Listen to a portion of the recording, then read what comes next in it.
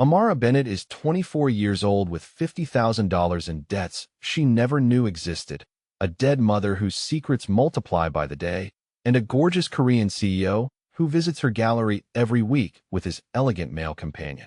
She thinks she knows exactly who Park Jin-woo is, what he wants, and why he could never want her.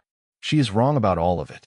And when dangerous men come to collect on her mother's promises, the truth will shatter everything she believed about the enigmatic stranger who has been watching her far longer than she ever realized. At 24, Amara balanced the delicate art of survival with the soul-crushing weight of impossible dreams. She worked at the Sinclair Gallery in Manhattan's Chelsea district, one of those gleaming white cube spaces where a single painting cost more than she made in a year. Her job was simple on paper: greet clients, manage the appointment calendar, ensure the champagne flute stayed full during opening receptions, and make wealthy collectors feel seen without ever actually being visible herself. In practice, her job meant standing for 10 hours in heels that pinched, smiling through casual dismissals, and watching other people purchase the kind of beauty she could only dream of creating. Her mother had died 8 months ago. Pancreatic cancer, brutal and fast once it finally announced itself. Amara still wore black most days, not because anyone required it, but because color felt like a betrayal. Her natural hair, usually worn in elegant twists or a high puff that added 3 inches to her 5'7" frame, was her one concession to beauty. She had her mother's warm brown skin, her grandmother's high cheekbones, and her own particular gift for seeing the world in shapes and shadows that begged to be translated into art. She'd been saving for her own gallery space since she was 19. 5 years of careful budgeting, side hustles, painting commission pieces, and ruthless financial discipline had built a fund of $32,000. She needed $50,000 to secure even a modest space in a neighborhood that wouldn't kill her dreams before they started. Then the calls began. 3 weeks after the funeral, a man with a voice like gravel and glass asking for Mrs. Bennett, then asking for Miss Bennett, then informing her that her mother's debts were now her responsibility. $50,000. Medical bills from the last 2 years, he claimed, though her mother had insisted everything was handled. Amara demanded documentation. The man laughed and said documentation would come with interest. Then the voicemail started. Then the texts from unknown numbers. Then the feeling of being watched that she couldn't quite shake. A prickling awareness that turned her morning commute into an exercise in constant vigilance. She told herself she was being paranoid. She told herself debt collectors were just aggressive, not dangerous. She told herself she would figure it out. She told herself a lot of things that were easier than admitting she was drowning and there was no shore in sight. The gallery was her sanctuary, at least. Clean lines, perfect lighting, art that demanded attention and contemplation. She arrived every morning at 9, left every evening at 7, and spent the hours in between existing in a world where beauty mattered more than survival. It was there, in that space between desperation and aspiration, that she first noticed Park Jin-woo watching her with an intensity that made no sense. He came every Thursday at 2 in the afternoon, always impeccably dressed in suits that whispered custom tailoring and old money, always accompanied by his companion, a slim Korean man named Min-jun who moved with the fluid grace of a dancer and spoke in quiet, deferential tones. Park Jin-woo was in his early 40s, she guessed, with the kind of face that belonged in Renaissance paintings. Sharp, elegant features that seemed carved rather than born, dark eyes that missed absolutely nothing, and an air of controlled intensity that made the gallery feel smaller whenever he entered. His dark hair was always perfectly styled, swept back from his forehead in a way that emphasized the aristocratic lines of his face. He looked expensive. He looked powerful. He looked, Amara had decided after the 3rd visit, completely and utterly gay. It made sense. The way he and Min-jun stood just slightly too close. The way Min-jun anticipated his needs before he voiced them, fetching coffee or adjusting the gallery lighting with the intimate knowledge of a long-term partner. The way Park Jin-woo never looked at her or any other woman with anything beyond polite, professional interest. The way he focused entirely on the art, asking technical questions in lightly accented English, discussing composition and light with the expertise of someone who understood beauty intellectually rather than viscerally. Amara mentioned it to her coworker, Vanessa, during a slow afternoon. "He's gorgeous," Amara said, watching Park Jin-woo examine a large abstract piece with those dark, assessing eyes. Vanessa glanced over, then back at Amara with a knowing smile. "But totally unavailable, right?" "Completely," Amara confirmed. "Did you see how close he stands with Minjun? That's not an assistant, that's a partner." Vanessa nodded. "Shame. You could cut the sexual tension with a knife when he looks at the paintings." Amara laughed. "Wrong gender for me to benefit from that tension." She thought nothing of it beyond idle observation. Park Jin-woo was a client, nothing more. He purchased a piece every 6 weeks or so, always after careful consideration, always writing checks with the casual ease of someone for whom money was simply a tool rather than a limitation. He was polite to her. He asked her name once, repeated it carefully, Amara, with the slight emphasis on the second syllable that made it sound more musical than it did in her own mouth. He asked occasionally about her opinions on pieces, listened with focused attention when she answered, and then returned to his quiet contemplation with Minjun at his side. She would have continued in this comfortable misunderstanding indefinitely if not for the Thursday that changed everything. It started as they all did. Park Jin-woo arrived at 2, Minjun 3 steps behind.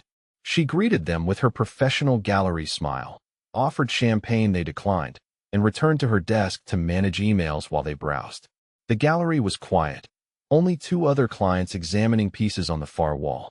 She was responding to a collector inquiry when she felt it, that particular weight of being observed. She looked up to find Park Jin-woo standing directly across from her desk, those dark eyes fixed on her with an intensity that made her breath catch. "Can I help you with something?" she asked, keeping her voice steady and professional. He didn't answer immediately. His gaze dropped to her hands where they rested on the keyboard. His expression shifted, something cold and dangerous flickering across those elegant features.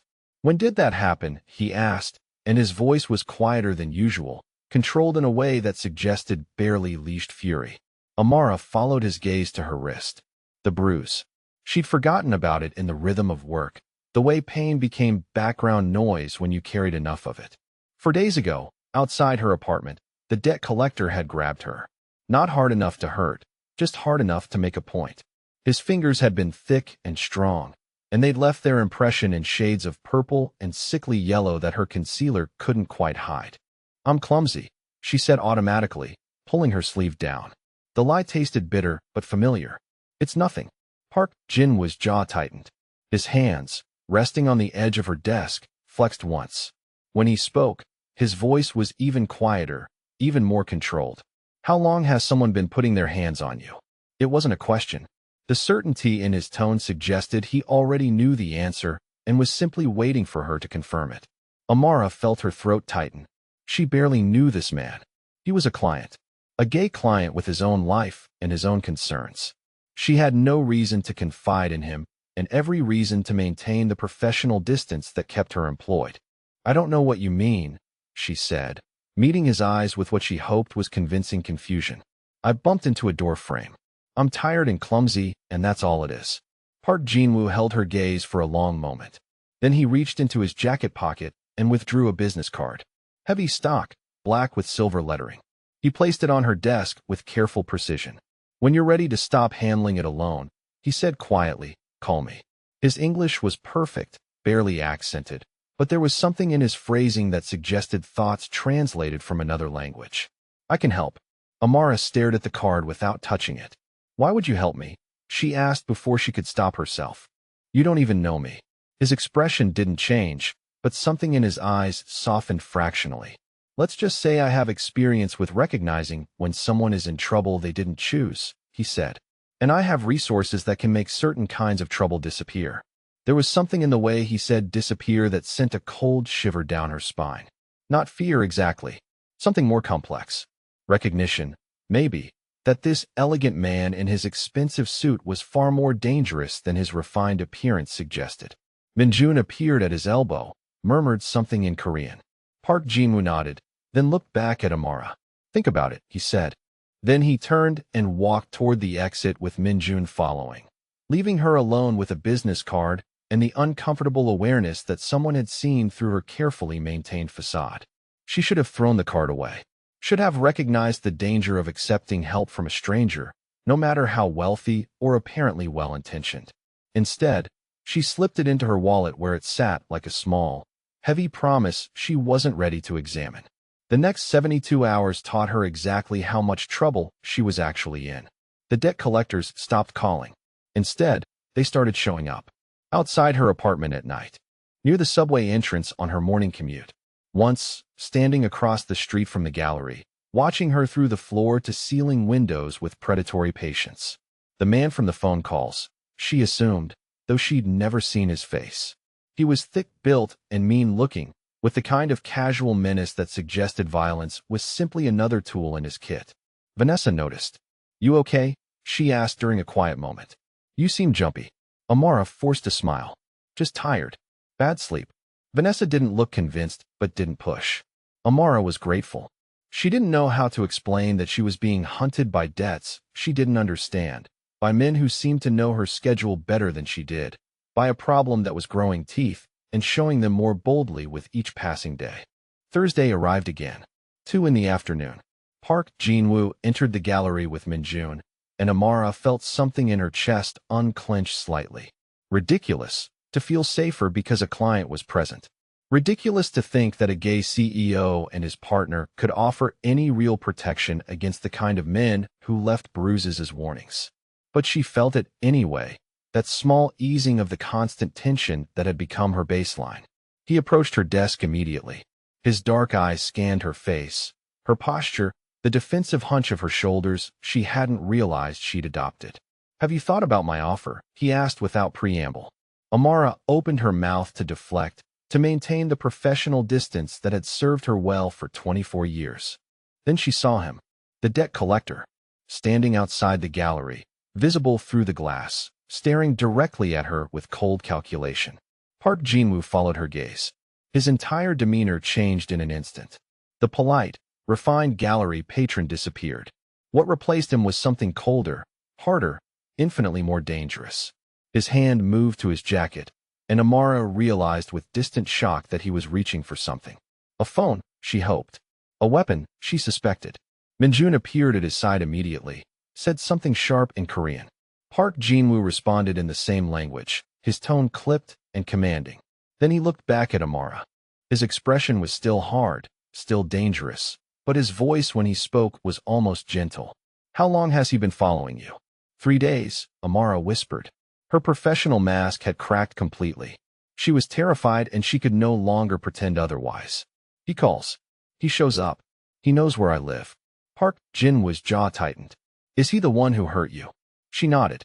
"He grabbed my wrist. Said next time it would be worse if I didn't pay." The debt collector outside took a step toward the gallery entrance. Park Jin-woo made a small gesture with his hand. Min-jun moved immediately, pulling out his phone and speaking rapidly in Korean.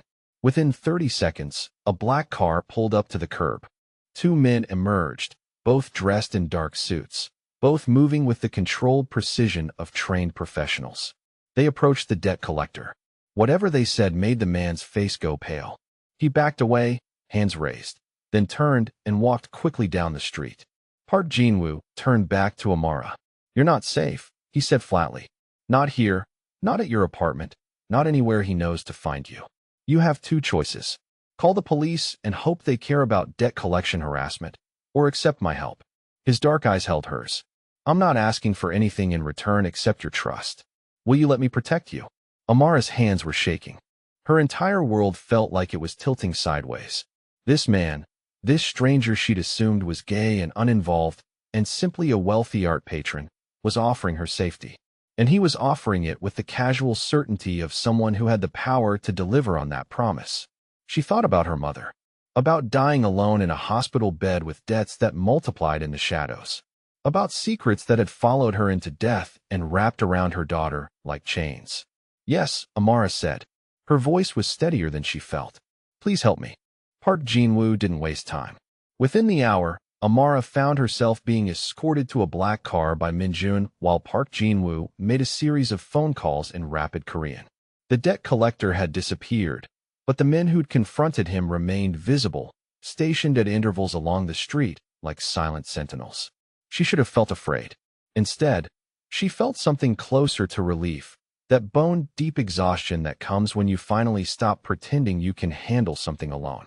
The car was obscenely comfortable, all leather and tinted windows, and the kind of quiet that spoke of serious money invested in soundproofing. Minjun drove while Park Jinwoo sat in the back seat beside her, his phone pressed to his ear as he spoke in Korean with clipped, commanding authority. She caught certain words, repeated with emphasis. Protection. Immediate. Permanent. His tone left no room for negotiation. Whoever was on the other end of those calls understood that Park Jinwoo's requests were actually orders dressed in polite language. They pulled up to a building in Midtown that made the gallery look modest. Glass and steel, modern architecture that screamed exclusive, with a doorman who nodded respectfully at Park Jinwoo and didn't ask a single question about the clearly distressed woman being ushered inside. The elevator required a key card. It rose smoothly to the 42nd floor and opened directly into a private office that overlooked the Manhattan skyline with arrogant confidence. Sit, Park Jinwoo said, gesturing to a leather chair near the floor-to-ceiling windows. His voice was gentler than it had been on the phone, but still carried that undercurrent of absolute authority. Amara sat because her legs were shaking, and standing seemed like an invitation to collapse. Minjun disappeared through a side door, returned moments later with a bottle of water and a glass. He poured it with careful precision, placed it on the small table beside her chair, then retreated to stand near the door with the watchful stillness of trained security. Park Jinwoo ended his final call and pocketed his phone. He studied her for a long moment, those dark eyes assessing her with the same focused intensity he'd given the gallery paintings. "You're in shock," he said flatly. "Understandable, but I need you to focus for a few minutes. Can you do that?" Amara nodded, not trusting her voice. She was in shock. The past hour felt surreal, like she'd stumbled into someone else's life where wealthy Korean CEOs had armed security and made debt collectors disappear with a gesture. "Tell me about the debt," Park Jinwoo said. He moved to lean against his desk, arms crossed, posture relaxed but attention absolutely focused. "Everything. How much, who claims it, what they've said." Amara's throat was dry despite the water. $50,000, she managed. "Medical bills from my mother's cancer treatment," they said. "But Mom told me everything was covered. She had insurance through the school where she taught." Park Jinwoo's expression didn't change, but something flickered in his eyes. "Go on." "They started calling 3 weeks after she died," Amara continued. "Said the bills were my responsibility now. Demanded payment. When I asked for documentation, they said it would come with interest. Then they started following me. The man today, he grabbed me outside my apartment 4 days ago. Said next time would be worse if I didn't pay." Her voice cracked slightly on the last word. She hated how weak she sounded, how completely out of her depth. Park Jinwoo was quiet for a moment. Then he said something that changed everything. "Your mother didn't have medical debt. I paid for her treatment. Every bill, every procedure, every medication for the last 2 years of her life. These men are lying, and they're using your grief to extort money you don't owe." Amara stared at him. Her mind couldn't process the words. "You paid," she repeated slowly. "Why? Why would you pay for a stranger's medical care?" Park Jinwoo's jaw tightened. "She wasn't a stranger. Your mother and I had an arrangement. A debt I owed her, one I was honored to repay. She helped me when I first came to this country. She saved my life in ways that matter. Paying for her care was the least I could do." "What kind of arrangement?" Amara asked. Her voice sounded distant to her own ears. "What could my mother possibly have done for someone like you?" Park Jinwoo's expression softened fractionally. "She saw me," he said simply. "When I was 19 and alone and drowning in a country that wanted nothing to do with a foreign kid with no papers and no family, your mother saw me as human. She helped me build the foundation of everything I have now. That kind of debt doesn't expire." Amara's hands were trembling. She pressed them flat against her thighs to still them. "So these men," she said. "The debt. It's fake. Completely fabricated," Park Jinwoo confirmed. "They're using your mother's death to target you, likely because they know you're vulnerable and isolated." He paused, seemed to consider his next words carefully. "And possibly because they know your connection to me." That made no sense. What connection? She'd met him 6 months ago when he first visited the gallery. Before that, she'd never seen him in her life. Park Jinwoo seemed to read the confusion on her face. "Your mother told you nothing about me?" he said. It wasn't quite a question. She told you nothing about a lot of things, I suspect. She was protecting you the only way she knew how, by keeping you separate from my world. What world? Amara asked. But even as the words left her mouth, she was starting to understand. The armed security. The way he made threats disappear with phone calls. The controlled danger that radiated from him like heat from a forge. The expensive suits that spoke of money earned in ways that didn't appear on tax returns. You're not just a CEO, she said slowly. Are you? Park Jinwoo held her gaze. No, he said. I'm not. But that's a conversation for another time, after you're safe. Right now, you need protection, and I'm offering it. He straightened from the desk, moved to sit in the chair across from her. His presence was overwhelming even when he was trying to be gentle. You'll stay in one of my properties. Fully secured, with security personnel I trust personally. I'll handle the men who've been threatening you. The debt will disappear. You'll be safe. Amara's mind raced. This was insane. She barely knew this man. Yes, he'd been kind to her at the gallery. Yes, he'd apparently paid for her mother's medical care out of some debt of gratitude.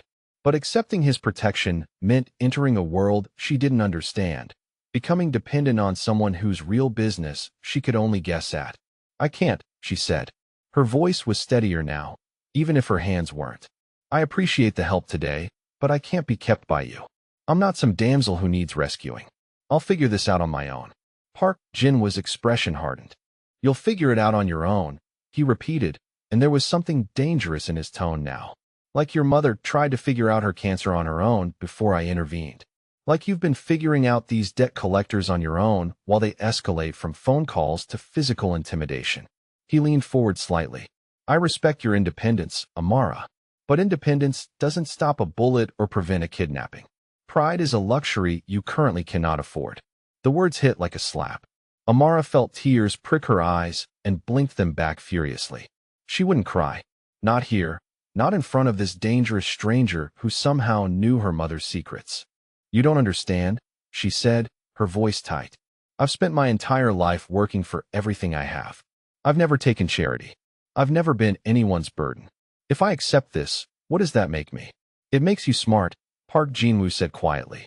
It makes you someone who recognizes when the fight is bigger than she is and accepts help from someone who wants to give it. His dark eyes held hers. I'm not offering charity. I'm honoring a promise I made to your mother. She asked me to watch over you if anything happened to her. I failed to keep that promise for 8 months. I won't fail any longer. Amara's breath caught. My mother asked you to watch over me. When? Years ago, Park Jinwoo said. When she first got sick and we both knew the prognosis wasn't good. She made me swear that if something happened to her, I would make sure you were safe. That you could pursue your dreams without drowning in the kind of debt that destroys futures. He paused. I should have reached out sooner. I thought you were managing. I was wrong. Something in his admission, the quiet acknowledgement of failure, cracked through Amara's resistance. This wasn't pity. This wasn't some wealthy man playing savior for his own ego. This was duty, obligation, a promise made to a dying woman who'd apparently trusted him with her daughter's future.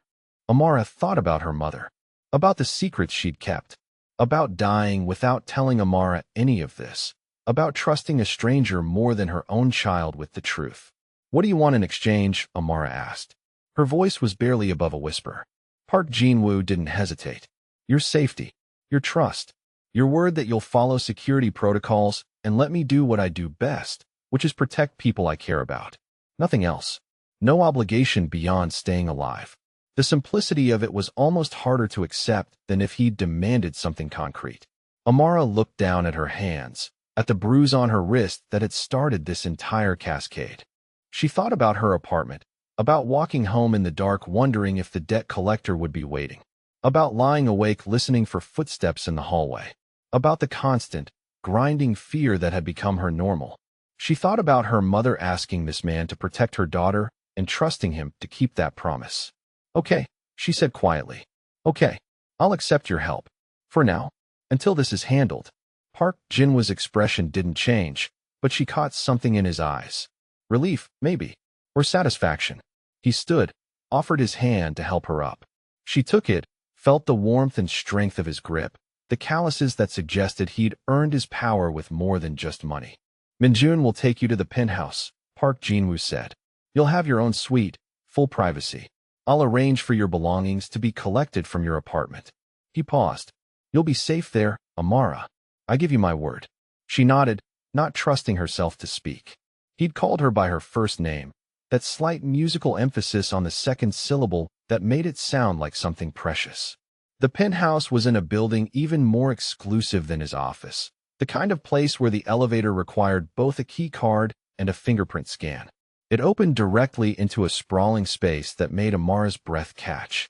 Floor-to-ceiling windows overlooking Central Park, minimalist furniture that screamed designer, and a sense of curated wealth that was both beautiful and intimidating.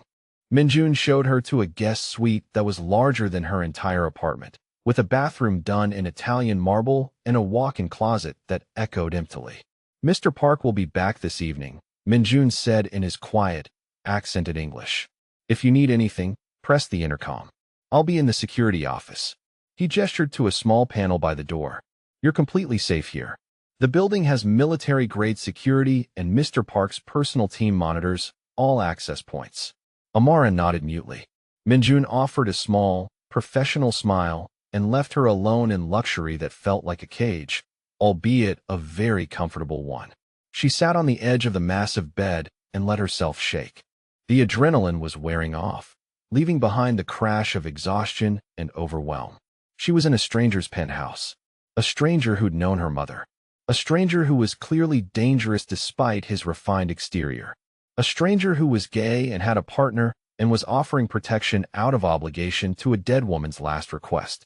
She thought about Park Jin-woo and Minjun, about the easy way they moved around each other, about assuming she was safe here because her host had no romantic interest in women. The thought should have been comforting. Instead, it just made her feel more alone. She pulled out her phone, thought about calling someone, and realized she had no one to call. Her mother had been her only family. Her friends from college had scattered to different cities chasing their own dreams. Vanessa was a co-worker, not a confidant. She was alone in a gay couple's penthouse, protected by people she didn't know, drowning in secrets her mother had taken to the grave. That night, unable to sleep in the unfamiliar luxury, Amara wandered out to the living room around midnight. She thought the penthouse was empty. She was wrong. Park Jin-woo stood by the windows, phone pressed to his ear, speaking in Korean with deadly quiet intensity. She froze, about to retreat, when she caught certain words. Protection. Permanent. Mine. And then, in English, sharp and absolute. Anyone who touches her answers to me personally. The violence in his voice made her blood run cold. This wasn't the polite gallery patron or the concerned family friend. This was something else entirely. Something dangerous and uncompromising and absolutely certain of its own power. Park Jin-woo ended the call, turned, and saw her standing in the doorway. For a moment, his expression was completely unguarded. She saw the controlled fury there, the cold calculation, the promise of violence delivered with precision. Then his expression smoothed. You should be sleeping, he said, his voice returning to that careful gentleness. Amara swallowed hard. I heard you, she said. On the phone. What are you going to do to them? Park Jin-woo was quiet for a long moment. Then he said, simply, what needs to be done. You don't need to worry about the details. By tomorrow, the men who threatened you will no longer be a problem. Amara should have been afraid, should have recognized the danger in those words. Instead, all she felt was a terrible, guilty relief. She nodded and retreated to her room, but sleep didn't come. She lay in the dark, listening to the unfamiliar sounds of the penthouse, thinking about her mother's secrets and the dangerous man who'd promised to keep her safe. Thinking about how she'd assumed he was gay, harmless, uninvolved. How wrong she'd been about absolutely everything. 3 weeks passed in a strange, suspended reality that felt nothing like Amara's actual life. She lived in Park Jin-woo's penthouse like a guest who couldn't quite figure out when checkout time arrived.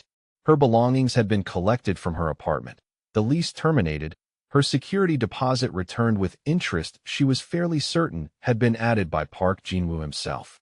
The debt collectors vanished completely. No more phone calls, no more threatening messages, no more men watching from across the street. She didn't ask what Park Jin-woo had done. She told herself she didn't want to know. The penthouse became familiar in ways that made her uncomfortable. She learned which floorboards creaked in the early morning, which window had the best light for sketching, where Park Jin-woo kept the good coffee beans that cost more per pound than she used to spend on groceries in a week. She learned his routine.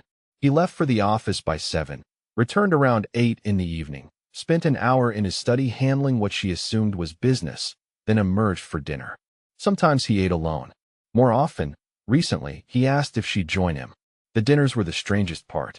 Park Jin-woo would sit across from her at the massive dining table, or sometimes more casually at the kitchen island, and ask about her day, about her art, about her opinions on whatever exhibition was currently showing in the city's galleries. He listened with that focused attention he gave everything, dark eyes watching her face as she talked, occasionally asking questions that proved he'd been paying real attention. He remembered details, the name of her favorite painter, the specific technique she wanted to master, the neighborhood where she'd hoped to open her own gallery someday. He was, she realized with growing confusion, genuinely interested in her as a person. It made no sense. Gay men could have female friends, obviously, but there was something in the quality of his attention that felt less like friendship and more like something she couldn't quite name. Study maybe, or assessment. Like he was learning her the way he learned the paintings at the gallery, cataloging every detail for some purpose she couldn't identify. Minjun was a constant presence, but Amara was starting to realize her initial assumptions had been wrong. He wasn't Park Jin-woo's romantic partner. He was his head of security, a distinction that became obvious once she paid attention. The way he briefed Park Jin-woo each morning about overnight security reports. The way he coordinated with the other security personnel who rotated through the building. The way he called Park Jin-woo sir in English and something more formal in Korean. They were close, clearly, with the ease of long association, but it was professional closeness, not romantic intimacy. Which meant Park Jin-woo was single. Which meant her assumption about him being gay was based entirely on the fact that he'd shown no interest in women during his gallery visits. Which meant absolutely nothing, because wealthy, powerful men could simply be private about their personal lives. Amara felt foolish for jumping to conclusions. And confused, because if Park Jin-woo wasn't gay, why was he housing her with such careful distance, such respectful boundaries, such complete lack of anything that might suggest romantic or sexual interest? The question became more pressing when he asked her to meet him in his study on a Tuesday evening 3 weeks into her stay. His tone had been carefully neutral, but something about the formality made her nervous. She knocked on the heavy wooden door at exactly 8, as requested. "Come in," Park Jin-woo called, and she entered to find him sitting behind a massive desk that looked like it had been carved from a single piece of dark wood. The room smelled of leather and expensive whiskey and something else, something sharp and masculine that she was starting to associate specifically with him. "Sit," he said, gesturing to one of the leather chairs facing his desk. She sat, hands folded in her lap to keep them from fidgeting. Park Jin-woo studied her for a moment, then opened a folder on his desk. "We need to discuss your situation," he said. "The immediate threat has been handled. The men who were extorting you have been convinced to pursue other opportunities." His tone made it clear that convinced had involved methods she probably didn't want details about. "You're safe now. But that raises the question of what happens next." Amara's throat was tight. She'd been avoiding thinking about next. About returning to her normal life, which now felt impossibly distant. "I should find a new apartment," she said. "Get back to work. I've imposed on you long enough." Park Jin-woo's expression didn't change. "You haven't imposed. But yes, we need to establish a more permanent arrangement." He pulled several documents from the folder. "I have a proposal." The word hung in the air between them. Amara's heart was beating too fast, and she didn't entirely understand why. "A proposal," she repeated carefully. Park Jin-woo nodded. "You're aware that I'm a businessman," he said. "I deal in imports, primarily. Luxury goods, art, certain commodities that require specialized handling. It's profitable work, but it requires discretion and trust." He paused, seemed to be choosing his words carefully. "I'm offering you a position. Employment, if you prefer to think of it that way. Compensation for services rendered." Amara blinked. "What kind of services?"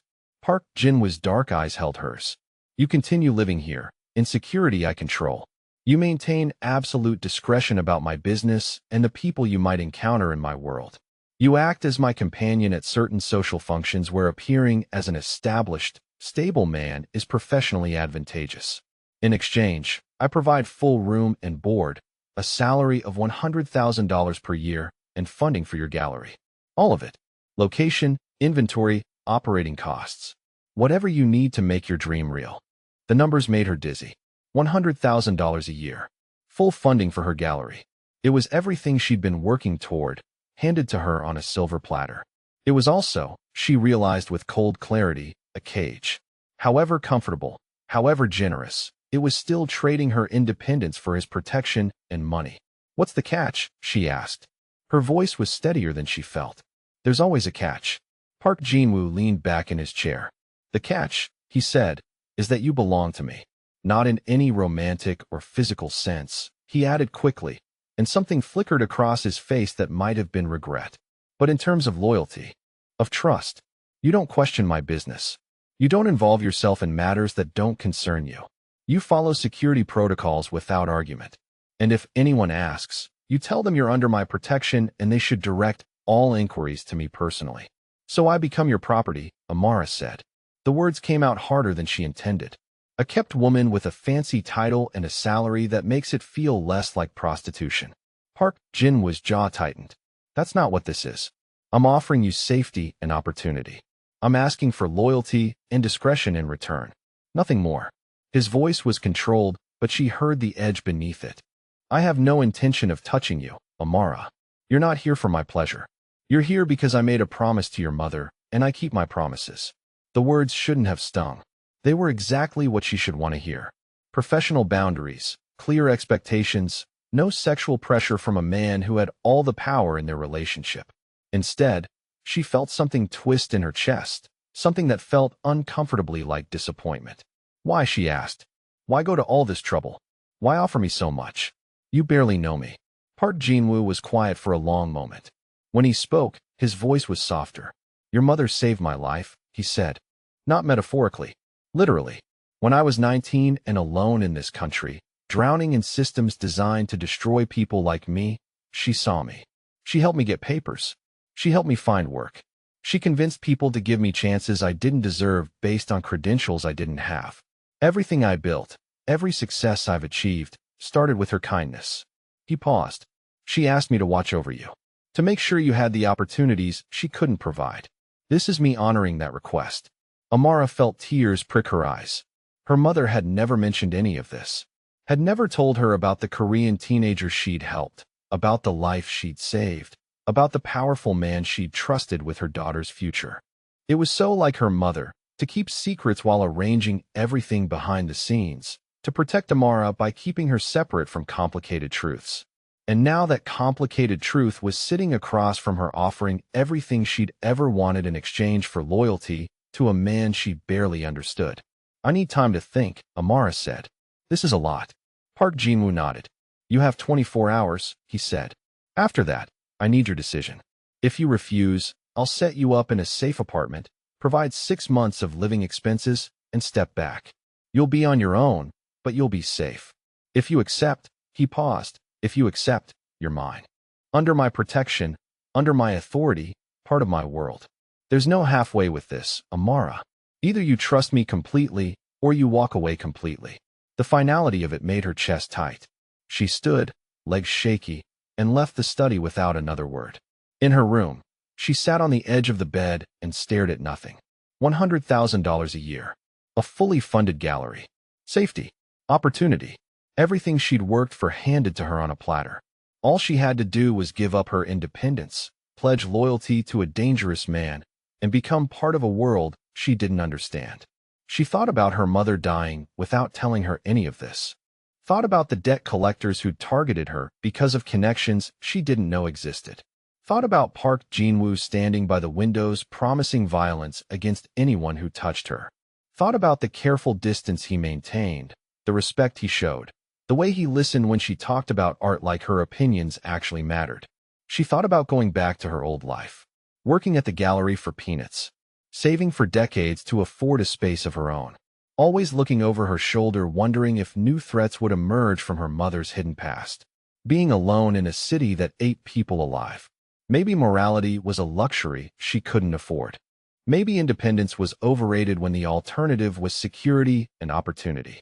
Maybe accepting help wasn't weakness, but wisdom, recognizing when the fight was bigger than she could handle alone.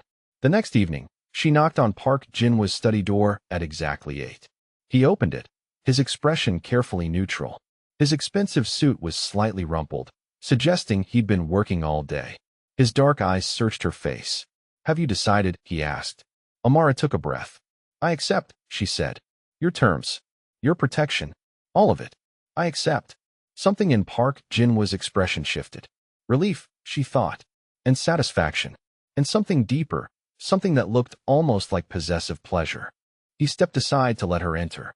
He'd prepared documents, contracts written in precise legal language that outlined exactly what she was agreeing to.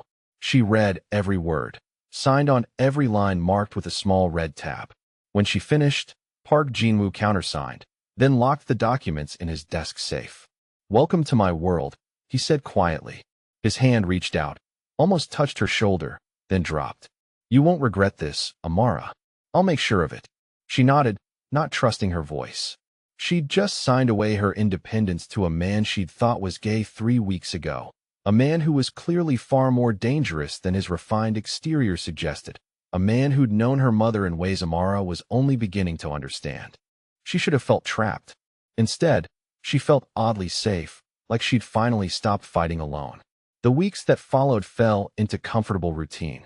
Amara started working remotely for the gallery, maintaining her position while living under Park Jin-woo's roof. He arranged for her to meet with real estate agents about gallery spaces, sat with her reviewing floor plans and lease terms with the focused attention he gave everything. He asked her opinions and actually listened, making suggestions based on his own experience with New York real estate, but never overriding her choices. They had dinner together most nights. Sometimes Min-jun joined them, and the three of them would discuss security protocols or upcoming social events where Park Jin-woo would need Amara to appear as his companion. She learned that Min-jun had been with Park Jin-woo for 15 years, since they were both young and building something from nothing. She learned that Park Jin-woo's business was complex and international and absolutely not legal in the traditional sense, though he never provided specifics, and she knew better than to ask. She also learned that he was lonely. It showed in small ways. The way he lingered over coffee in the mornings when she joined him in the kitchen. The way he'd wander into the living room where she sketched in the evenings, settling into a chair with a book, but mostly just watching her work. The way he remembered tiny details about her preferences and arranged things accordingly without being asked. One evening, a gallery client named Marcus stopped by during one of Park Jin-woo's Thursday visits, which he'd continued despite now living with his art. Marcus was in his 30s, attractive, successful, and very obviously gay based on every cultural signifier Amara had learned to recognize. He and Park Jin-woo exchanged polite greetings. After Marcus left, Amara said thoughtfully, "He'd be perfect for you." Park Jin-woo looked up from the painting he'd been examining. "Excuse me." Amara smiled. "Marcus. He's single, successful, loves art, clearly has good taste. I could introduce you properly if you're interested." Park Jin-woo's expression was completely unreadable for a long moment. Then he said, very carefully, "Why would you think I'd be interested in Marcus?" Amara blinked. "Because he's," she gestured vaguely, "you know? And you're." She trailed off, suddenly uncertain. "You are, aren't you? Gay, I mean. I just assumed, with Min-jun, and the way you never." She stopped, feeling her face heat. Park Jin-woo was staring at her with an expression caught between disbelief and something that might have been amusement. "You thought I was gay?" he said slowly. "For how long?" "Since I met you," Amara admitted. "You came to the gallery with Min-jun every week, standing so close, finishing each other's sentences. And you never looked at any women, not once. What was I supposed to think?" Park Jin-woo made a sound that might have been a laugh or might have been something more complicated. "Min-jun is my head of security," he said, "and my closest friend. But we are absolutely not romantically involved." He paused. "And I don't look at women in public spaces because I was raised to be respectful and because most women I encounter professionally are not worth my attention." "Most women," Amara repeated, catching the qualifier. Park Jin-woo's dark eyes held hers. "Most women," he confirmed. His voice had dropped slightly. taken on a quality that made her pulse quicken. There are rare exceptions. Women worth looking at. Worth protecting. He stopped himself, cleared his throat. The point is, I'm not gay. And I'm not interested in Marcus or anyone else you might think to set me up with. Amara felt her face burning. She'd spent months assuming this man had no possible romantic interest in women, accepting his help and living in his home under the safety of that assumption. And she'd been completely wrong. I'm sorry, she managed. I just thought. It seemed like. She laughed shakily. I feel like an idiot. Park Jin-woo's expression softened. You're not an idiot. You made a reasonable assumption based on available evidence.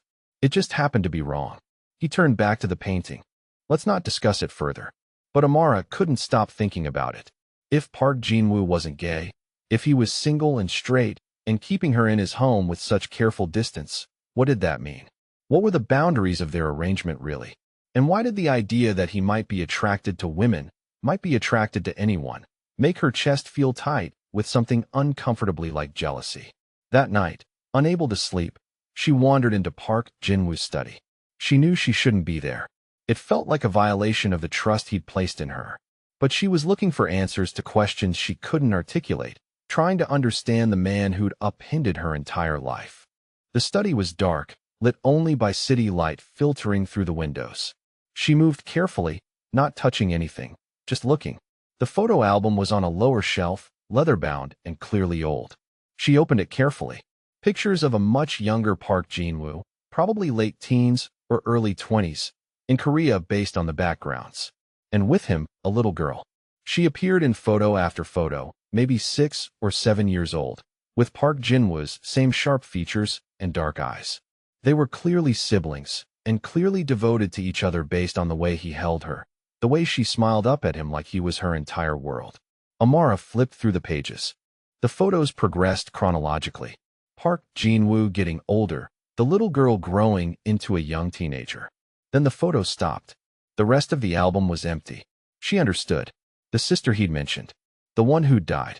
The loss that drove his protective instincts, that made him watch over Amara with such fierce determination.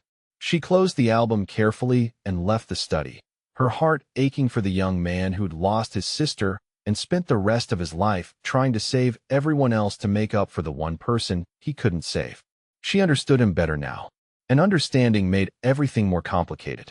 The shift in their relationship after the gay misunderstanding was subtle but undeniable. Park Jin-woo didn't change his behavior exactly, but Amara became hyper-aware of everything he did. The way his dark eyes tracked her movements across a room. The way he stood just slightly closer than strictly necessary when reviewing gallery contracts. The way his hand would hover near the small of her back when guiding her through doorways. Never quite touching, but close enough that she felt the heat of almost contact. It was maddening. He maintained perfect professional distance, while somehow making her feel seen in ways that had nothing to do with friendship or obligation. She told herself it meant nothing. He was helping her because of a promise to her mother. The careful attention was just his personality, the same focus he gave to business negotiations and art acquisition. The fact that she was increasingly aware of him as a man, attractive and powerful and single, was her problem to manage. She was living in his home, dependent on his protection, employed in his world. Developing feelings for Park Jin-woo would be spectacularly stupid, a complication neither of them needed. But knowing something was stupid didn't stop it from happening. 2 months into their arrangement, Amara found herself unable to sleep. It was 3 in the morning, that dead hour when the city finally quieted and thoughts grew too loud to ignore. She'd been dreaming about her mother again, about all the secrets she'd kept, about dying without explaining any of it. The grief was still fresh, still had teeth. She wandered out to the living room in her sleep clothes, a soft tank top and cotton shorts, drawn by the city lights visible through the floor-to-ceiling windows. Park Jin-woo was there. He sat in one of the leather chairs facing the windows, a glass of what looked like whiskey in his hand, staring out at Manhattan with an expression that made her chest ache. He looked tired, not physically exhausted, but soul-tired, the kind of weariness that came from carrying too much for too long. He'd removed his suit jacket and tie, unbuttoned the top buttons of his white dress shirt. In the dim light, he looked younger and older simultaneously, like she was seeing past the controlled facade to something more human beneath. She should have retreated, given him privacy for whatever he was processing in the dark hours. Instead, she found herself moving closer. "Can't sleep either," she said softly. Park Jin-woo turned, his dark eyes taking in her appearance with an expression that was carefully neutral but not quite fast enough to hide something that looked like hunger before he locked it away. "Bad dreams?" he asked. His voice was rougher than usual, like he'd been silent for hours. Amara nodded, settling into the chair beside his. "About my mom. About everything she didn't tell me. It's hard, not having answers. Not understanding why she kept so many secrets." Park Jin-woo was quiet for a long moment, swirling the whiskey in his glass. "She was protecting you," he said finally. "From my world. From complications you were too young to navigate. She thought if you didn't know about me, about what I do, you'd be safer." "Was she right?" Amara asked. "Am I safe for not knowing?" Park Jin-woo's jaw tightened. "No," he said. "Ignorance doesn't protect anyone. It just means you can't see the danger coming." His hand flexed on the glass. "I should have told you everything from the beginning. But your mother made me promise to let you live normally for as long as possible. I honored that promise until circumstances forced my hand." "Tell me now," Amara said. She pulled her legs up under her in the chair, wrapping her arms around her knees. "Tell me what my mother saved you from. What you really do. Why you're so determined to protect me." Park Jin-woo studied her for a long moment, weighing something internal. Then he took a slow drink of his whiskey and began to speak. "I came to America when I was 19, he said. His voice was steady, but she heard the carefully controlled emotion beneath it. "My parents had died the year before. Car accident. It left me and my sister, Jaiwoo, alone. She was 6. I was her guardian, her entire world. But I was also 19 and angry and determined to build something that would keep us safe. I got involved with the wrong people. Smuggling operations, initially. Small things. Then bigger things." He paused, staring into his glass like it held answers. "Your mother was teaching ESL classes at a community center in Queens. Free classes for immigrants trying to learn the language, get their paperwork in order. I went because I needed better English for business. She saw me, really saw me. Saw past the angry kid pretending to be tough to the terrified teenager raising a little girl alone in a country that wanted nothing to do with us." "What did she do?" Amara asked softly. Park Jin-woo's expression softened with memory. "She helped me get legitimate papers. Connected me with people who could sponsor work visas. Helped me find legal employment while I was building other things on the side. She never judged the other things. She just said, 'You're smart enough to be dangerous, Jin-woo. Make sure you're smart enough to survive it too.'" His voice caught slightly on her mother's name. Amara felt tears prick her eyes. That sounded exactly like her mother. Practical help without judgment. Faith in people's ability to make better choices if given the opportunity. "I miss her," Amara whispered. "Every day?" Park Jin-woo nodded. "So do I," he said quietly. "She was the closest thing to a mother I had after mine died. She attended Jaiwa's school events when I couldn't. She taught my sister English. She made us feel less alone." "What happened to Jaiwoo?" Amara asked, though she already knew the answer would hurt. Park Jin-woo was silent for so long she thought he wouldn't answer.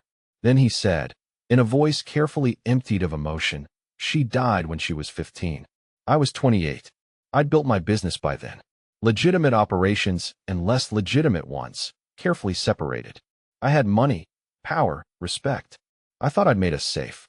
He stopped, his hand tight on the glass. Amara waited, her heart aching for what was coming. "Jaiwa met a boy," Park Jin-woo continued. "He seemed nice, polite, from a good family, studying at university. I was too busy building my empire to pay attention.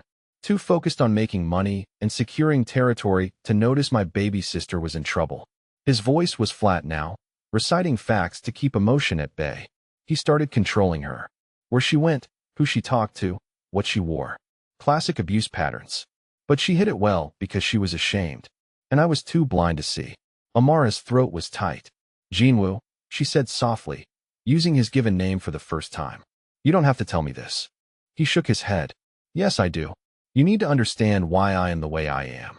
Why I can't let threats go unchallenged. Why I protect what's mine with such obsession." He took another drink, finishing the whiskey. "One night, Jaiwa tried to leave him. She was smart, careful. She packed a bag, waited until he was out, planned to come stay with me. But he came back early, found her with the bag. And he, Park Jin-woo's voice cracked, fractured for just a moment before he forced control back. He killed her, beat her to death in her apartment while I was across the city closing a business deal. Oh God, Amara breathed. Jin-woo, I'm so sorry. Park Jin-woo set his glass down with careful precision. By the time I found out, it was too late. The police were already there. She was already gone. I couldn't save her. I couldn't protect her. I'd been so focused on building power and wealth that I'd failed to notice the one person who mattered most needed me. His dark eyes met hers, and she saw the guilt there, the self-loathing that had festered for years. Your mother found me after. Sat with me while I broke. Told me it wasn't my fault. I didn't believe her then. I still don't. It wasn't your fault, Amara said. She reached out, placed her hand over his on the armrest. You couldn't have known. Park Jin-woo looked down at their hands, his larger and darker against her skin, scarred knuckles against her smooth fingers. I should have known, he said quietly. I should have paid attention. I should have protected her. He turned his hand over, lacing his fingers through hers with careful deliberation. After she died, I made myself a promise. No one under my protection would ever be hurt again. No threat would go unanswered. No abuse would be tolerated. That's why you helped me, Amara said, understanding clicking into place. I'm not helping you, Park Jin-woo said, his voice low and intense. I'm saving myself. Every time I protect someone, every time I remove a threat, every time I keep someone safe, I'm trying to make up for the one person I failed. It doesn't work. The guilt doesn't go away. But at least I can sleep knowing I'm doing something. You're doing everything, Amara said. You're giving me a future. Safety. Opportunity. That matters, Jin-woo. That's not nothing. Park Jin-woo's thumb brushed across her knuckles, the touch sending electricity up her arm. You matter, he said quietly. More than you understand. When I saw that bruise on your wrist, when I realized you were being threatened by men connected to my world because of your mother's association with me, he stopped, seemed to reconsider his words. I couldn't fail again. I won't fail again. The intensity in his voice made her shiver. This wasn't just duty or obligation. This was something deeper, more personal, wound up with his trauma and guilt and whatever complicated feelings he had about her mother and now about her. Amara squeezed his hand. You haven't failed, she said. I'm safe. I'm here. I'm okay. Park Jin-woo's dark eyes searched her face. Are you, he asked. Are you okay? Living in this world. With me. Following rules you don't fully understand. Giving up your independence for security. The question hung between them. Amara thought about it honestly. Was she okay? She'd traded freedom for protection, autonomy for opportunity. She lived in luxury but under constant surveillance. She followed security protocols without question and kept secrets about a business she didn't fully understand. She was dependent on a man who was far more dangerous than his refined exterior suggested, a man who made her feel things she absolutely should not feel for her employer and protector. I'm okay, she said finally. I'm frustrated sometimes. I miss making my own choices without checking in. But I'm alive and safe and building something real. That's more than I had before. Park Jin-woo nodded slowly. If you ever want out, he said, his voice carefully neutral. If this becomes too much, tell me. I'll arrange for you to leave safely. You won't be trapped here, Amara. I'm not that kind of man. But there was something in his eyes that contradicted his words. Something possessive and absolute that suggested letting her go would be far more complicated than he was making it sound. Amara felt that shiver again, part fear and part something that felt dangerously close to anticipation. I don't want out, she said quietly. I want to understand. I want to know you better. Not just the protector or the businessman. You. Park Jin-woo's expression shifted. For a moment, she saw want there, naked and intense. Then he locked it away, released her hand, and stood. It's late, he said, his voice returning to careful control. You should sleep. We can talk more another time. He left before she could respond, disappearing into his private suite and leaving her alone with the city lights and the ghost of his touch on her skin. The next 2 weeks were tense. Park Jin-woo pulled back, maintaining even more distance than before. Their dinners became less frequent. He worked late, returning to the penthouse after she'd gone to bed. When they did interact, he was unfailingly polite and completely unreachable. Amara told herself it was better this way. That growing closeness was dangerous. That whatever had almost happened that night needed to stay almost. But the distance felt wrong. Like something precious was being deliberately destroyed before it had a chance to fully form. The warning signs started small. Minjun became more visible, his security protocols more strict. Amara noticed additional personnel in the building, men who watched the lobby and elevators with professional vigilance. When she asked Park Jinwoo about it, he said only that there had been some business complications requiring increased caution. He didn't elaborate. She didn't push, remembering her agreement to trust his judgment about security. Then the gallery owner, Patricia Sinclair, called. "Amara, darling," Patricia said in her carefully cultivated accent, "I'm afraid I have disappointing news. The promotion we discussed, the assistant curator position, I've decided to go in a different direction. You understand, I'm sure. Budget concerns." Amara understood something else entirely. Park Jinwoo had intervened. Again, she confronted him that evening. He was in his study, reviewing documents, when she barged in without knocking. "You made Patricia rescind the promotion," she said without preamble. "Don't deny it. I know you did." Park Jinwoo looked up, his expression carefully blank. The position required late hours and solo work in the gallery after closing. The security risk was unacceptable. "That's my decision to make," Amara said. Her voice was shaking with fury. "Not yours. You can't just control my entire life because you're afraid something might happen." Park Jinwoo stood, moved around the desk with controlled grace. "I can," he said quietly, "and I will. Your safety is non-negotiable, Amara. I don't care if that makes you angry. I care that you're alive." "This isn't protection," Amara shot back. "This is control. You're making decisions for me like I'm a child who can't assess risk for herself. I gave up my independence for safety, not to become your prisoner." Park Jinwoo's jaw tightened. "You're not my prisoner. You're under my protection. There's a difference." "The difference being," Amara said, her voice rising, "that a prisoner knows she's trapped while I'm supposed to be grateful for my cage." The word cage seemed to hit him physically. His expression darkened. "I am keeping you alive," he said, his voice dropping to that deadly quiet she'd learned meant real anger. "There are people watching you, Amara. People connected to operations I've disrupted, looking for leverage against me. That promotion would have put you alone in that gallery 3 nights a week, exposed and vulnerable. So yes, I remove the option. I will always remove options that risk your life." "You should have discussed it with me first," Amara said. "Given me a choice." Park Jinwoo moved closer, his presence overwhelming in the confined space. "I did give you a choice," he said. 2 months ago. Accept my protection completely or walk away completely. You chose to stay. That means you follow my rules, even when you hate them." His dark eyes held hers. "I won't apologize for keeping you safe, even from yourself." The arrogance of it made her furious. "And what happens when your protection becomes suffocation?" she demanded. "When I can't breathe anymore under all your rules." Park Jinwoo's expression was unreadable. "Then you tell me, and we renegotiate. But until then, you trust that I know the threats better than you do." Amara turned to leave, too angry to continue the conversation without saying something she'd regret. As she reached the door, she heard him speaking in Korean on his phone, the tone sharp and commanding. She paused, listening even though she knew she shouldn't. She caught certain words, her basic knowledge of Korean from her mother enough to recognize a few key phrases. Protection. Permanent. And then, in English, almost too quiet to hear, "I can't tell her yet. She'll think I'm controlling her because of the marriage, not because I." He stopped himself, switching back to Korean. Amara's heart was pounding. Marriage? What marriage? She stood frozen in the hallway, straining to hear more, but Park Jinwoo had lowered his voice. When he finally ended the call, she fled to her room before he could discover she'd been listening. Marriage. The words circled her thoughts like a predator. What could he possibly mean? Was he married to someone else, someone she didn't know about?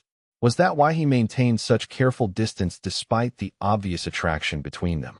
But that made no sense. Minjun would have mentioned a wife. The penthouse showed no signs of another resident. And Park Jinwoo had implied he was single, available, when they discussed the gay misunderstanding. Unless the marriage wasn't current. Unless it was some business arrangement, something that existed on paper but not in reality. Or unless. Amara's mind spun through possibilities, each more unlikely than the last. She was missing something. Something important, something her mother had known, something that explained why Park Jin-woo felt such intense obligation beyond simple gratitude. She didn't sleep that night, lay awake listening to the sounds of the penthouse, wondering what other secrets were being kept from her, wondering how many more revelations would shatter what she thought she understood, wondering if she'd made a terrible mistake accepting protection from a man who knew far more about her life than she knew about his. The next 3 days were tense and strange. Park Jin-woo avoided her almost completely, leaving before she woke and returning after she slept. Min-jun became her primary contact, polite and professional, but offering no explanation for his employer's absence. The increased security remained, meant she didn't recognize rotating through the building on shifts that suggested something serious was developing. Amara tried to focus on gallery work, on reviewing potential spaces for her own venture, but the word marriage haunted her thoughts like a ghost refusing to be laid to rest. She needed answers. She needed to confront Park Jin-woo directly, demand he explain what he'd meant. But he was making himself unavailable, and she suspected it was deliberate. Avoiding the conversation he knew was coming. The realization made her furious. She'd given up her autonomy for honesty, and still he kept secrets. Still he controlled information like everything else in their arrangement. Thursday arrived. Her gallery shift, the one routine she'd insisted on maintaining despite Park Jin-woo's preference that she stay in the penthouse. Patricia Sinclair needed her for a private showing, a wealthy collector viewing pieces after hours. Min-jun had objected. "The timing is bad," he'd said in his quiet way. "Mr. Park would prefer you stay home tonight." But Amara was done being controlled, done letting fear dictate every choice. She told Min-jun she was going, and he could either arrange security or she'd take the subway alone. He'd arranged security. 2 men in a black car, following at a careful distance. The showing went well. The collector purchased 2 pieces, Patricia was pleased, and Amara felt the small satisfaction of doing her job competently. It was nearly 9 when she left the gallery, stepping out into the cool Manhattan evening. The security car was parked across the street, the 2 men visible through the windshield. She waved to let them know she'd seen them, then started walking toward the corner where they could pull around to collect her. She never made it to the corner. The van appeared from nowhere, screeching to a stop beside her. The door slid open and hands grabbed her, rough and brutal, yanking her off her feet. Amara screamed, fought, but there were 3 of them, and they were strong and practiced. A hand clamped over her mouth. Something sharp pricked her neck and the world tilted sideways, sounds becoming muffled and distant. She heard shouting, gunfire maybe, her security detail reacting too late. Then she was inside the van, the door slamming shut, the vehicle accelerating into traffic. Her vision swam. Whatever they'd injected was pulling her under, making her limbs heavy and unresponsive. Through the fog, she heard voices. English and something else, Korean maybe. They were arguing about something, their tones angry and urgent. One of them, the one who'd grabbed her first, leaned close. His breath smelled like cigarettes and stale coffee. "Your husband," he said in accented English, "is going to pay very well for you. Or we'll send him pieces until he does." Husband. The word penetrated the drugged haze. They thought Park Jin-woo was her husband. They'd taken her as leverage against him. She tried to speak, to tell them they were wrong, but her mouth wouldn't form words. The drug pulled her down into darkness. She woke to chaos. The van had stopped, doors opening, shouting in Korean and English both. Gunfire, close and deafening. Someone screamed. The hands dragging her from the van were different this time, gentler, and she heard Min-jun's voice cutting through the noise. "I have her," he shouted in English. "She's alive. Get him back before he kills them all." Park Jin-woo. She tried to turn her head, to see him, but Min-jun was carrying her away from whatever was happening. She caught a glimpse through her blurred vision. Park Jin-woo in the middle of carnage, his expensive suit spattered with blood that wasn't his, holding a man by the throat against the side of the van. His face was a mask of controlled fury, terrifying in its cold precision. He was speaking in Korean, his voice deadly quiet. Then he saw her being carried away by Min-jun. Something in his expression cracked. He dropped the man he'd been holding and moved toward them with desperate speed. "Is she hurt?" he demanded, his hands already reaching for her, checking for injuries with careful urgency. Minjun responded in Korean. Park Jin-woo switched to English for her benefit. Hospital. Now, we take her to the hospital, and then I finish this. His dark eyes met hers, and she saw fear there, raw and undisguised. Stay with me, Amara. Don't close your eyes. Look at me. She tried. The drug made everything difficult. Her head lolled against someone's chest. Park Jin was, she thought, based on the expensive cologne she'd learned to associate with safety. The ride to the hospital was a blur of motion and voices. Park Jin-woo holding her, speaking in Korean on his phone, his tone clipped and vicious. Minjun driving with controlled speed. The drug slowly releasing its hold, letting her surface into clarity that brought pain. Her arms ached where they'd grabbed her. Her neck throbbed where the needle had gone in. The hospital was private, expensive, the kind of place that asked no questions when dangerous men arrived with injured women. Doctors appeared immediately. Park Jin-woo refused to let her go, staying with her through the examination, translating when she couldn't find words. They drugged her with a sedative, the doctor explained. It would wear off in a few hours. No permanent damage. She was lucky. So very lucky. Park Jin-woo's hands were shaking when he touched her face, brushing hair back from her forehead with a gentleness that contradicted the blood still visible on his shirt cuffs. I'm sorry, he said, his voice rough. This is my fault. They took you to get to me. I should have kept you home. I should have protected you better. Amara wanted to argue, to say it wasn't his fault, but exhaustion pulled at her. The doctor gave her something for the pain and fear, something that made the edges soft. A detective arrived an hour later. NYPD, working the kidnapping case, even though Amara suspected Park Jin-woo would have preferred to handle it privately. The detective was professional, efficient, asking questions about what she remembered. Not much, she admitted. A van, men speaking Korean and English, something about payment. The detective nodded, taking notes. Mrs. Park, he said, we'll need you to come to the station tomorrow to give a formal statement. The world stopped. Mrs. Park. The detective had called her Mrs. Park. Amara's head snapped up, the fog of medication clearing instantly. What did you call me? She asked. Her voice sounded strange to her own ears. The detective looked confused. Mrs. Park. You're Park Jin-woo's wife, correct? That's why they targeted you for the ransom. It's in our file. The marriage certificate was part of the initial report we received from your husband's people. Amara turned slowly to look at Park Jin-woo. He'd gone very still, his expression carefully controlled, but his eyes showing something that looked like resignation. The detective, oblivious to the tension, continued talking about procedures and statements. Park Jin-woo interrupted him. Could we have a moment, detective? The man nodded, stepped outside. The door closed with a soft click that sounded deafening in the sudden silence. You're married, Amara said. Each word felt like broken glass in her throat. To me. You're married to me, and you never thought to mention it. Park Jin-woo's jaw tightened. Yes, he said quietly. I am. We are. It's legal and documented, and has been since you were 7 years old. Amara couldn't breathe. Her chest felt like it was being crushed. 7 years old, she repeated. I was 7 years old. Park Jin-woo moved closer, his hands raised like he was approaching something wild and dangerous. Let me explain, he said. When your mother was diagnosed with cancer, she had no insurance. The treatment she needed would have bankrupted her, and without it she'd have died within months. I had money by then, resources, access to the best medical care.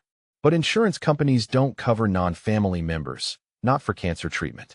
So we found a solution. Marriage, Amara whispered. You married a 7-year-old child to pay for her mother's medical care. Park Jin-woo's expression was pained, but he didn't look away. Your mother and I went to Korea. The marriage laws there are different, more flexible for certain circumstances. We filed paperwork, made it legal, and it gave your mother access to my insurance, my resources. It saved her life, Amara. She lived 10 more years because of that marriage. Years she got to spend with you. And you never told me, Amara said. Her voice was shaking with fury now, the shock giving way to something hotter and more dangerous. For 17 years, you've been legally married to me, and you never thought I deserved to know. Park Jin-woo's control was cracking. She could see it in the tightness around his eyes, the way his hands flexed at his sides. Your mother made me promise, he said. She wanted you to live normally, to not feel the weight of obligation or debt. She wanted you free until absolutely necessary. And when was it going to become necessary? Amara demanded. When were you planning to tell me? Or were you just going to keep me in the dark forever, controlling my life because you legally could? Park Jin-woo's voice hardened. I was waiting for you to choose me, he said, the words coming out harsh and honest. Not because of a contract made when you were 7. Not because you were grateful or afraid or obligated, but because you wanted me.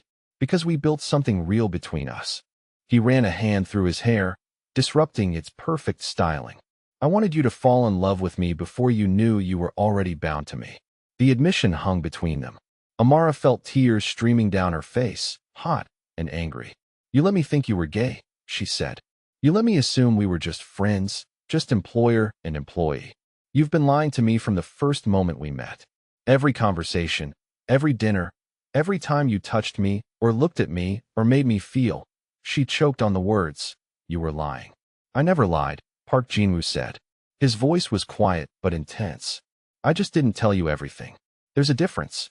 Amara laughed, the sound bitter and broken. That's what liars say when they get caught. That they never technically lied, they just withheld truth. His jaw tightened. I was protecting you.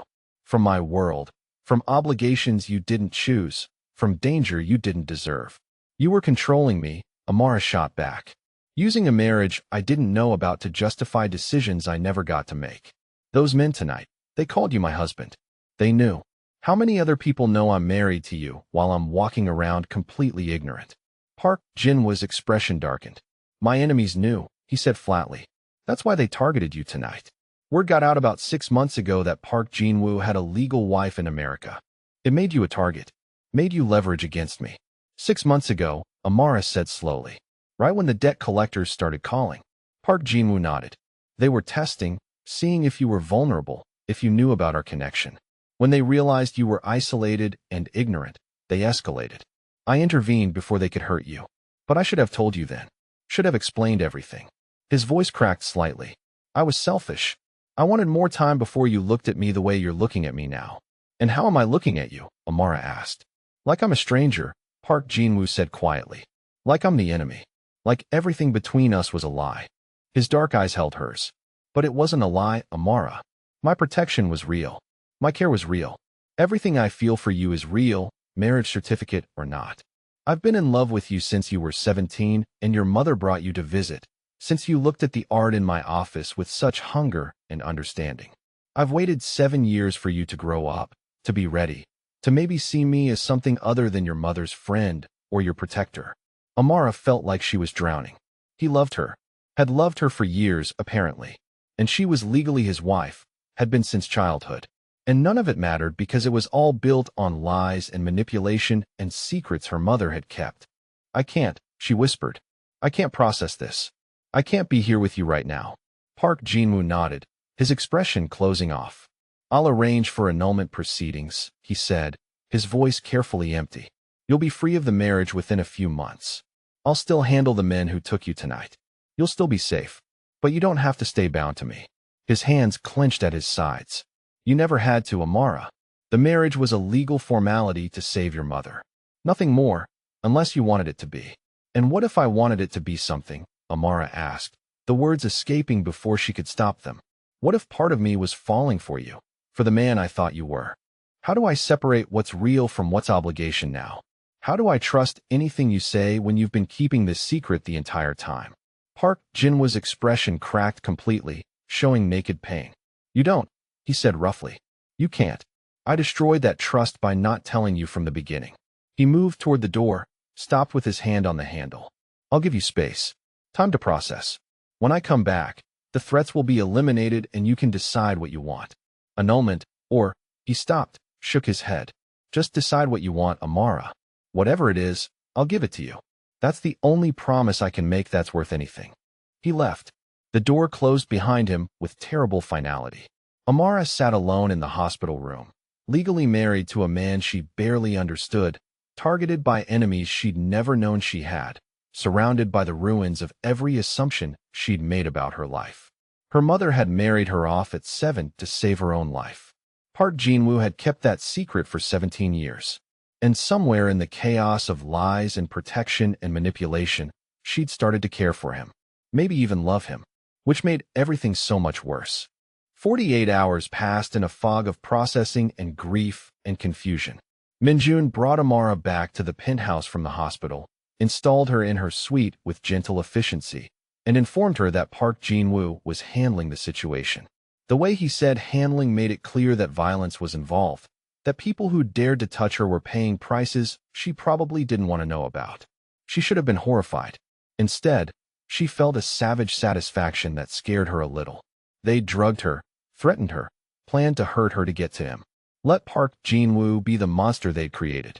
She couldn't sleep in her own bed. It felt wrong somehow, like she was a guest pretending to belong in a space that had never really been hers. Instead, she wandered the penthouse like a ghost, touching things, trying to understand the man who'd built this life. His study called to her.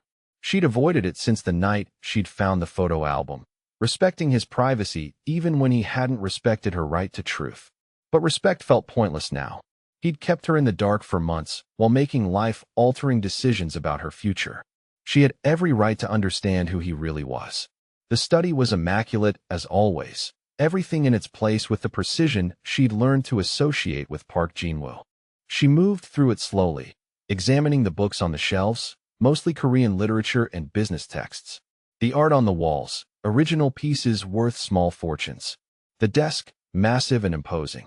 And there, in the bottom drawer that wasn't quite fully closed, a familiar handwriting on an envelope addressed to her. Amara's hands shook as she pulled it out. Her mother's handwriting. The envelope was thick, the paper aged, like it had been written years ago and saved for the right moment. For my daughter, when she learns the truth, it read on the outside. Amara's throat tightened. Her mother had known this moment would come, had prepared for it. She opened the envelope with careful precision and began to read. My dearest Amara, if you're reading this, Jin-woo has finally told you about the marriage. I'm sorry, baby. I'm sorry I kept this secret. I'm sorry I made choices about your life without your knowledge or consent. But I'm not sorry I married you to him when you were 7, because it saved my life and gave me 10 more precious years with you. You need to understand what Jin-woo was to me. He was the son I never had, the boy I helped raise when his parents died and left him alone with a baby sister. He was brilliant and angry and determined to survive in a country that didn't want him. I saw so much potential in him, so much capacity for both darkness and light. I helped him because I could, because it was the right thing to do, and because he reminded me that sometimes the most broken people become the most loyal. When I got sick, when the doctors told me I had months without treatment that would cost hundreds of thousands of dollars, Jin-woo came to me. He was barely 28, already building an empire, already dangerous and powerful. He offered to pay for everything. I refused. I had pride, Amara. Stupid pride that would have killed me and left you alone at 15. So Jin-woo found another way. He researched marriage laws in Korea, discovered that if we married on paper, I could access his insurance as family. It was legal, documented, and it saved my life. You were 7. You didn't understand what we were doing, signing papers in a language you couldn't read. We told you it was immigration paperwork, helping Jin-woo stay in the country legally. You believed us because you trusted me. I'm sorry I lied to you, baby. But I'm not sorry I lived. Jin-woo made me promise not to tell you until absolutely necessary. He wanted you to have a normal life, free from obligation to him, free from the complications of his world. I agreed because I wanted that for you too.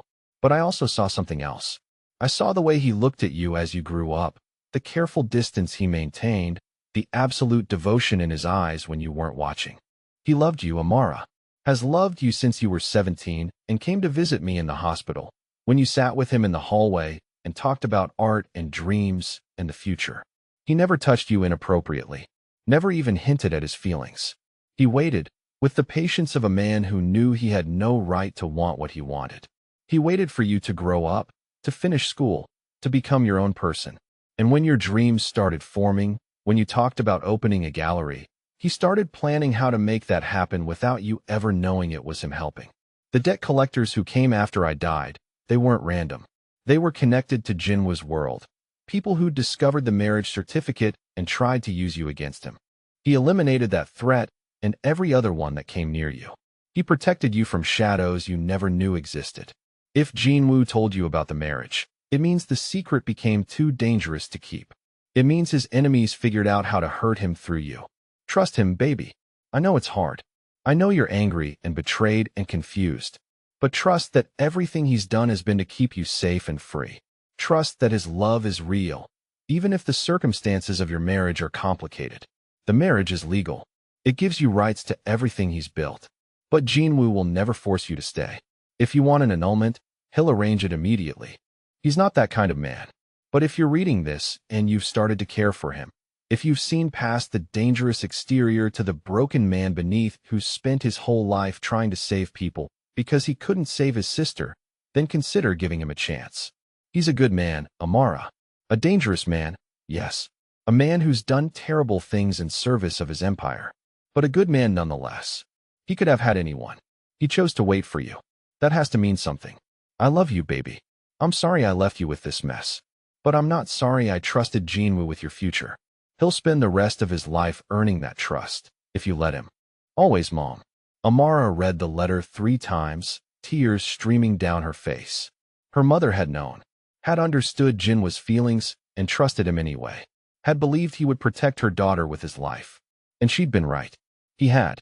He'd kept her safe from threats she'd never seen. Given her opportunities she couldn't have built alone, and loved her with careful distance because he believed she deserved the choice to love him back. She thought about the past months. The dinners where he'd listened to her dreams with focused attention.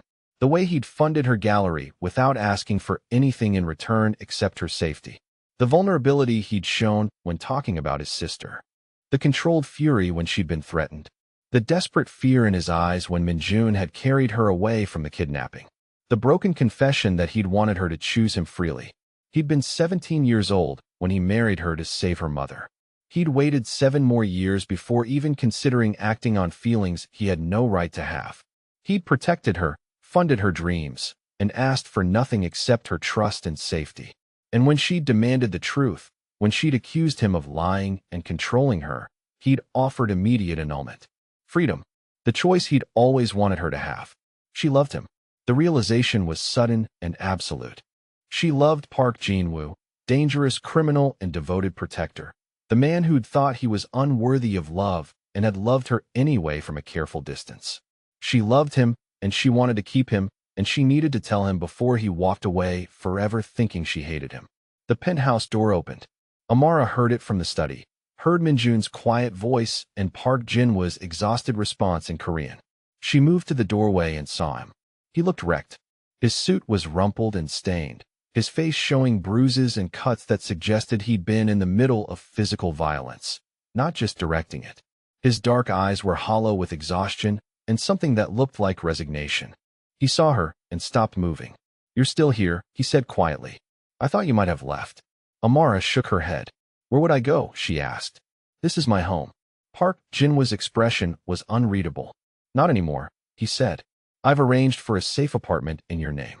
Fully paid for 2 years. The gallery space you liked in Brooklyn, I've secured the lease. Your mother's savings, the real ones, not the fabricated debt, I've transferred them to your account. You're free, Amara.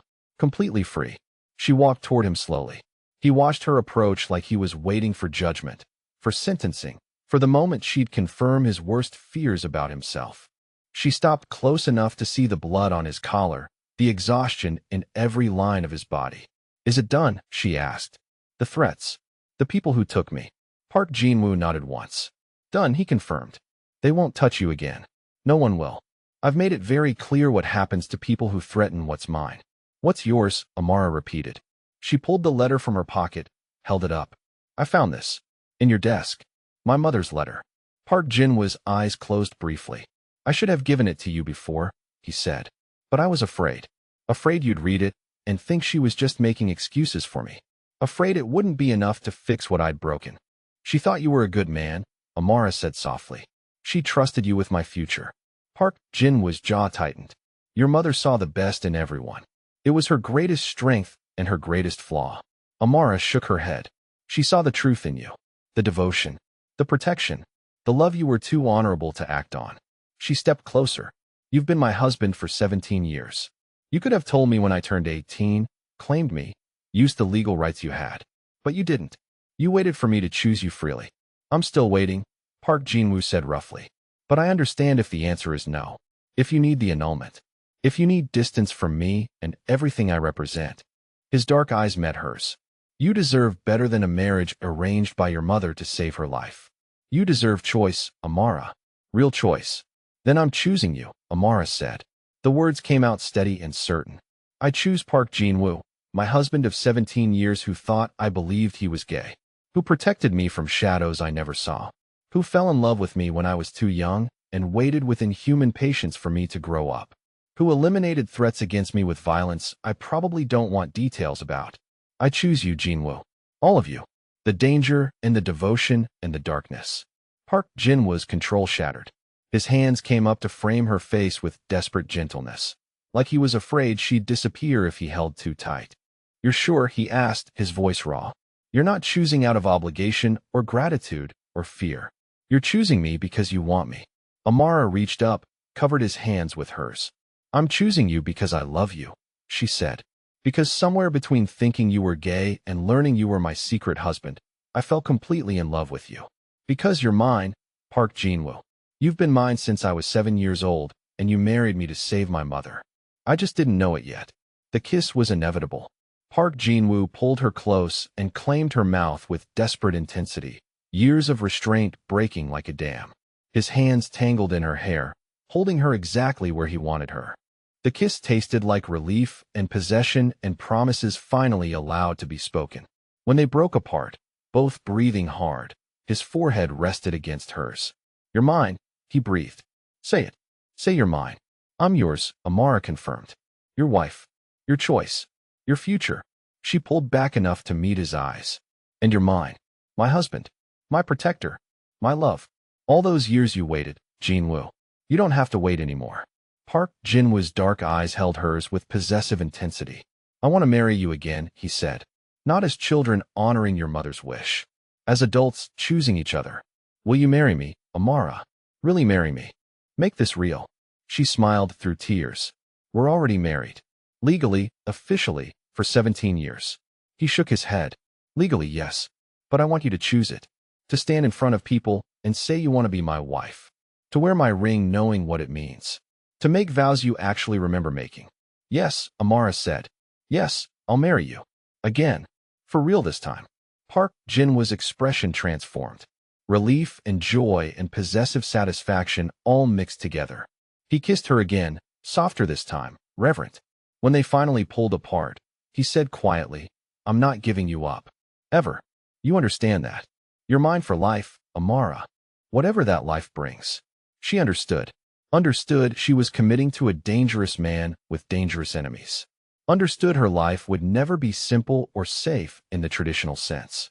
Understood she was choosing a world of secrets and violence and moral complexity.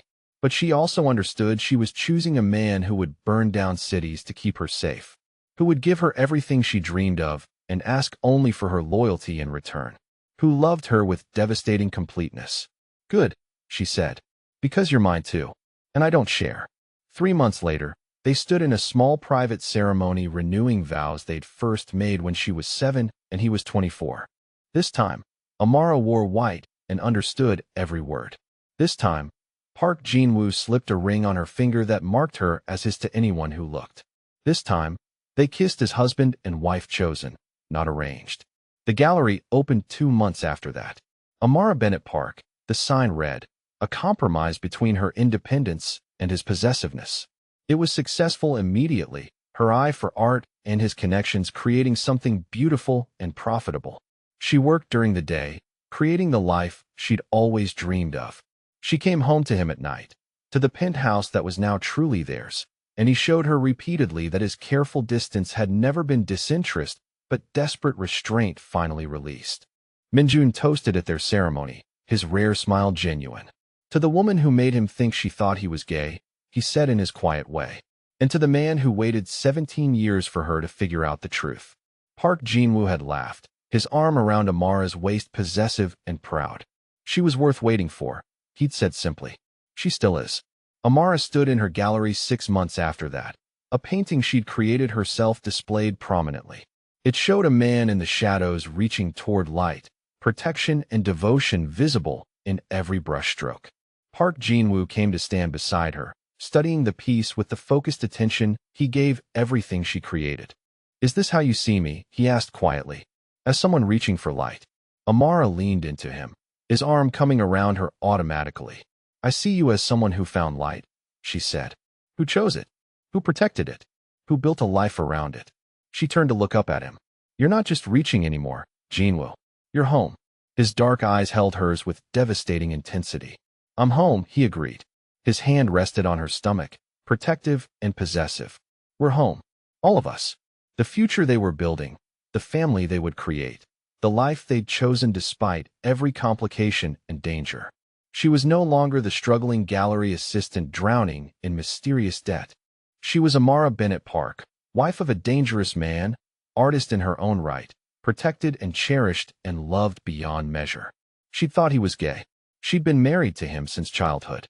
And somewhere between the lies and the truth and the violence and the devotion, she'd found exactly what she'd been looking for all along. A love worth keeping, a man worth choosing, a future worth fighting for, and a husband who would spend the rest of his life proving he was worthy of the trust her mother had placed in him 17 years ago. "Stop lurking, husband," she said, catching him watching her with that intense focus she'd learned meant he was memorizing the moment. He smiled, rare and genuine.